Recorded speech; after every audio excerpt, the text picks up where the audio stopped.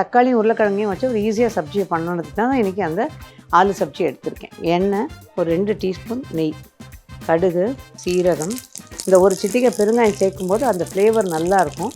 பச்சை மிளகாய், கருவேப்பிலை, தக்காளி விழுது, மிளகாய்த்தூள், தனியாத்தூள், மஞ்சள் தூள், இதெல்லாம் சேர்ந்து ஒரு கொதிக்கட்டும். கொஞ்சம் கரம் மசாலா, அப்புறம் இந்த சப்ஜிக்கு தேவையான உப்பு. கொஞ்சம் நேரம் கொதிச்சா போதும். இந்த வேக வச்சு எடுத்துருக்க உருளைக்கிழங்கு சேர்த்துக்கிறேன். கோதுமை மாவு, உப்பு, இதில் வேறு எதுவும் சேர்க்க வேண்டாம். மாவை நல்லா பிசைஞ்சிடணும். ஒரு குட்டி ஸ்பூனால் நான் ஒரு 2 ஸ்பூன் ஊற்றுறேன். பெரிய ஸ்பூனுன்னு வச்சுக்கணும், ஒரு 1/2 டீஸ்பூன் போதும். அதில் நல்லா போட்டு